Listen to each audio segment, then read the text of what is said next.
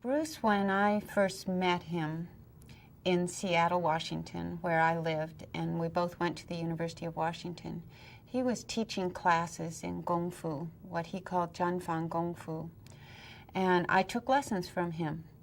And at that time, that was his dream, was to teach martial arts, to bring the beauty of his martial arts, Chinese Kung Fu, to the American people and to the world.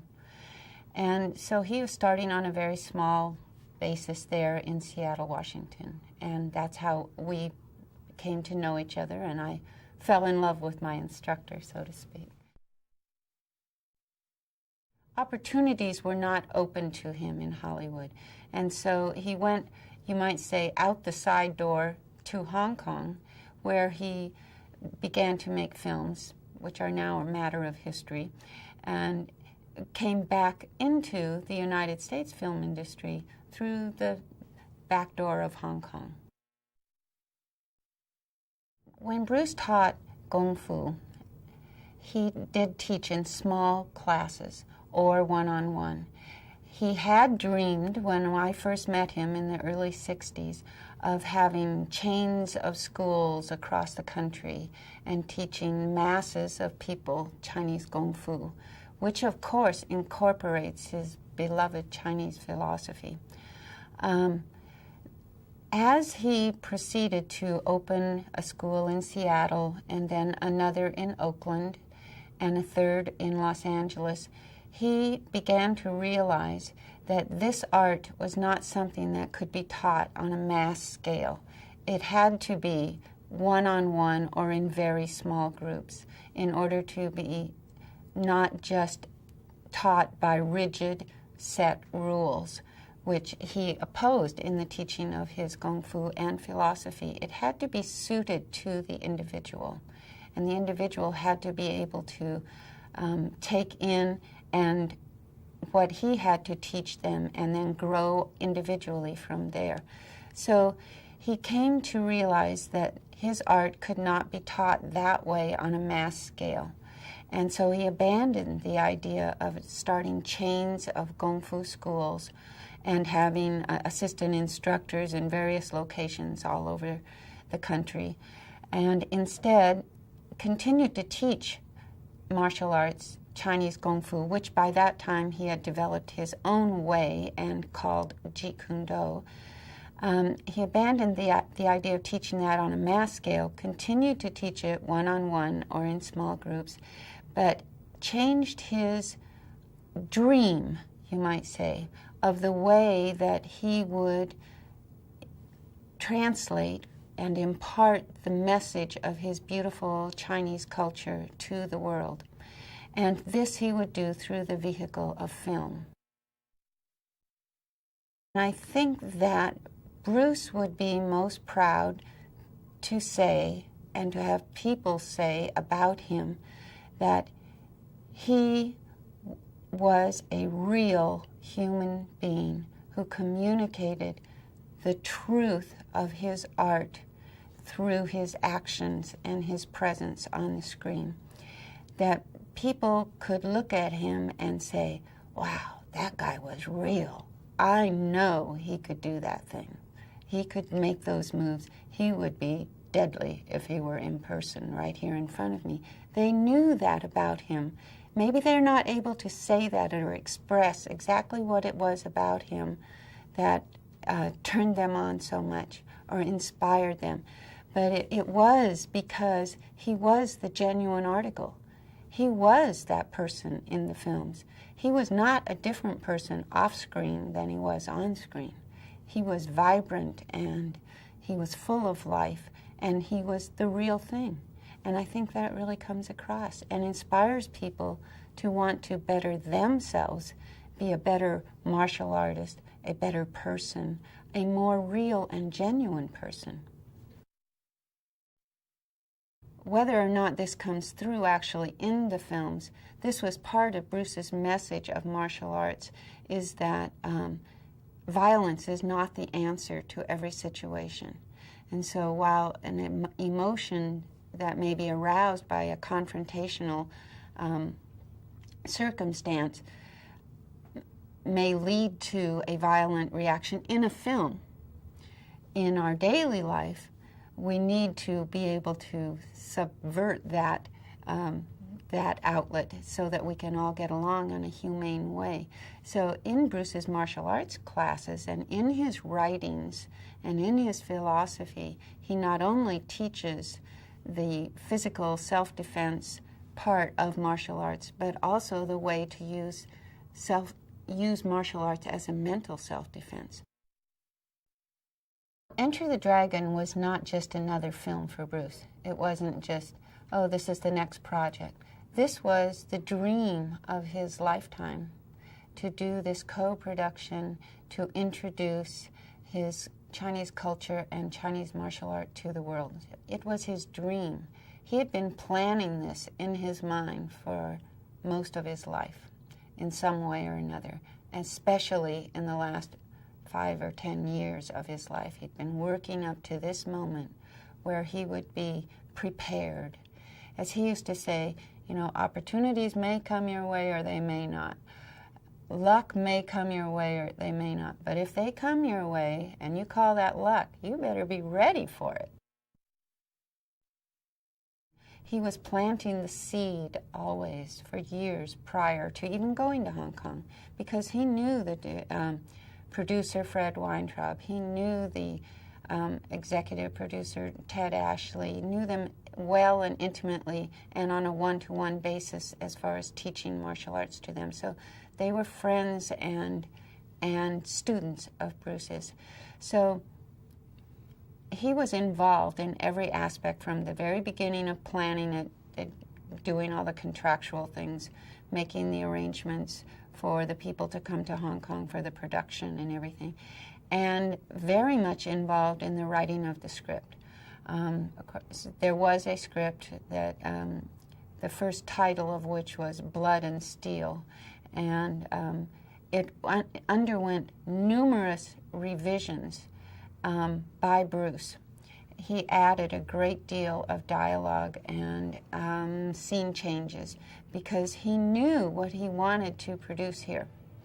And there was reluctance and tug of war going on about exactly how the product would end up, how the script would end up. But Bruce was very insistent, almost to the point of being difficult to work with, because he knew exactly what he wanted and he insisted on what he needed. Not to say he was bullheaded and wouldn't compromise on things. That's not the impression I want to give. The impression I want to give is that he had a goal in mind. He knew what he wanted to communicate, martial arts-wise, philosophically-wise, through this film, and he was very determined to make his dream part of this movie, which I think is another reason why it has endured all these years. So he had a very active part in the writing of the script. He did, of course, choreograph all the fight scenes, and he was the best in the world at doing that. He had a film sense about how things would look on film, and he was exacting with his stunt people and the other actors that were in fight scenes with him. Nobody worked harder on Enter the Dragon than Bruce did. In the Far East, in Hong Kong, they had been making Chinese movies, of course, martial arts movies, for decades, if not longer, for as long as film was being made. So Chinese audiences were very sophisticated on what looked good and very vocal about expressing if they liked a martial arts scene or didn't like it. And so Bruce knew he had a very tough audience out there to please, and he also wanted to introduce it to Western audiences in a way that would set the standard. And I think there is no doubt that he did that. There were a couple of incidents that happened during the filming of Enter the Dragon that perhaps are not evident to the viewer because it's all pieced together nicely. But just for instance, so that you'll know when you see these films on camera, there is a scene where Bruce interacts with a cobra snake.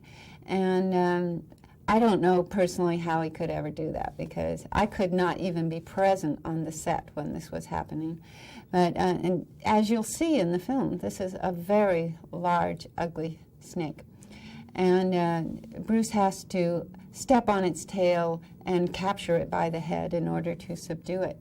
Well, in the finished version, you'll see everything went just fine and smoothly, and he does that with no problem. But that really wasn't the case during the filming. The snake was also somewhat angry because of all the runs he had been put through, and so this snake actually got quite nasty with Bruce and did, in fact, bite him. And it was painful, however, not deadly, because, in fact, the venom had been removed from this cobra, thank heavens, or the film may never have been finished. So, on another occasion, there is a fight scene you'll see in the movie where Bruce is fighting with Bob Wall. And this scene takes place in this vast courtyard with many martial artists dressed in white, which you will recognize in the film. And Bruce and Bob Wall are having this fight where Bob has a broken bottle in his hand. And in Hong Kong, they did not have the kind of breakaway props that they would have had in Hollywood. So this was a real broken glass bottle. And they're having this fight, and they had it carefully choreographed, who does what. And there was a slip-up during the filming of it, and consequently, one person didn't do what they were supposed to do. And consequently, Bruce's hand was severely cut across this tendon between the thumb and the forefinger. And filming had to stop, and it stopped for several days there. And Bruce had to have stitches, and his hand was all bandaged and swollen up. So that did put a stop to the film for a few days there. There was one extra on the set who I guess thought he would just see if Bruce was really a martial artist or was just an actor who was faking it.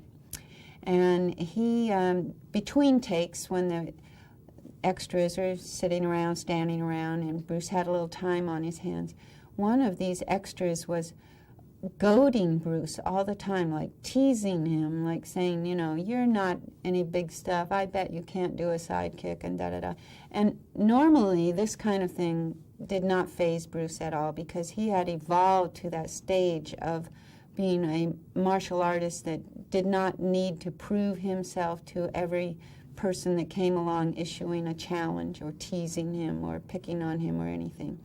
So he did not always feel the need to react in the way that the person would be hoping that he would. But on this occasion, and I happened to be there on the set that day, and on this occasion, this kid was trying to show Bruce up and say he was a paper tiger. And Bruce felt that it had reached the point where if he did nothing and said nothing, he would not be able to inspire the rest of the extras to cooperate with him in the fight scenes and do what they needed to do to complete the movie. So he felt he needed to take a leadership role and to show this young man that he was going to have to eat his words. So, but he did it in a nice and playful way, and he called the guy down from where he was sitting up on a wall, throwing jibes at Bruce, and he said, hey, come on down here, you know. So he brought him down, and in the martial arts vernacular, I guess you would say he played with the young man. And he said, you know, they got in a stance, and he said, okay, go ahead, you know, try and throw a kick. Anyway, they had a little back and forth there, and by the time it was over, in about 30 seconds' time, the young man was a true believer, and Bruce accomplished this in good nature, did not hurt the young man, but certainly showed him that he was a true martial artist and very skilled and knowledgeable. So everything went smoothly after that. During the filming of Enter the Dragon, I was frequently on the set. Bruce was very open about bringing the family on the set. So I often came to the set, and I brought Brandon, and I brought Shannon. Brandon was 8 years old at that time, and Shannon was 4.